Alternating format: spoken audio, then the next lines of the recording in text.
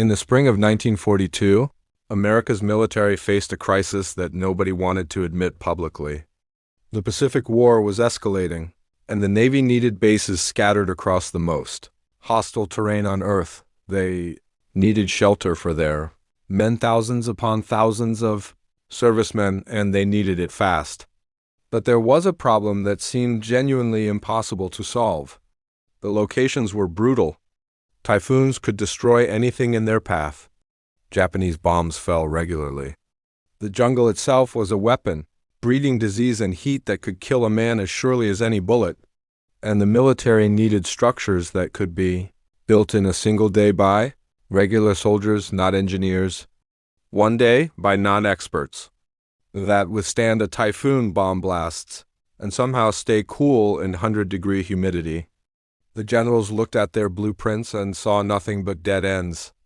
Concrete bunkers took weeks to pour and set. Traditional wooden barracks? Gone in the first typhoon. Steel structures? Too heavy to transport, too complicated to assemble. Someone in the room actually laughed, not at the humor, but at the sheer absurdity of the requirement. Then George Damon and his small team at the Quonset Point Naval Station in Rhode Island got the assignment. What happened over the next 60 days would accidentally revolutionize not just military housing, but architecture itself.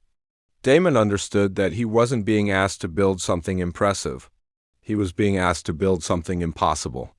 And sometimes that changes everything.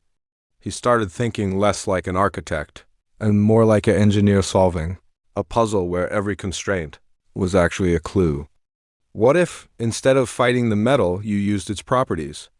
What if the structure wasn't a box trying to be strong, but a curve that distributed force naturally? What if, and here's where it got brilliant, you made something so simple that a farm kid from Iowa could assemble it without reading a manual? The Quonset hut was born from these questions. It was a half-cylinder of corrugated steel. Nothing fancy, nothing complicated. It looked almost comically simple, like someone had taken a sheet of metal and bent it in half. But that simple arc was pure genius. The corrugations weren't decoration, they were structural. RIBS that distributed stress along the entire curve.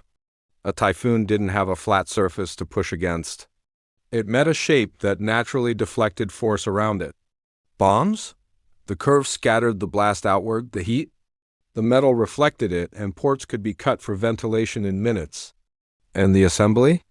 Dozens of prefabricated sections, bolted together by soldiers with no training, could create a complete structure in a day. The Navy tested them. They bombed them.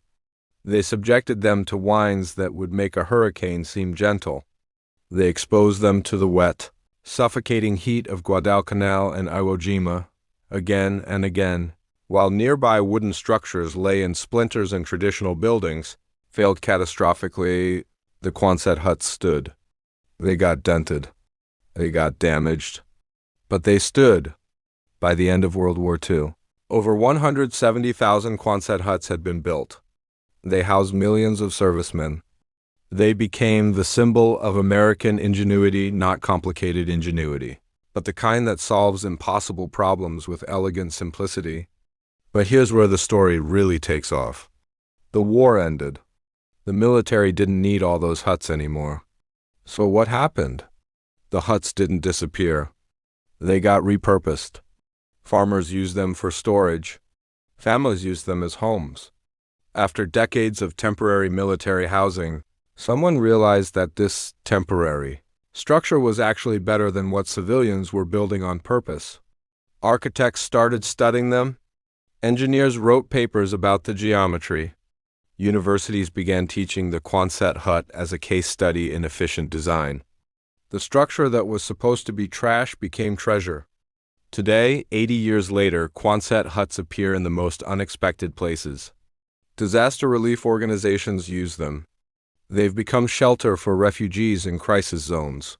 The curve that saved soldiers' lives in the Pacific became a template for potentially saving lives on another planet.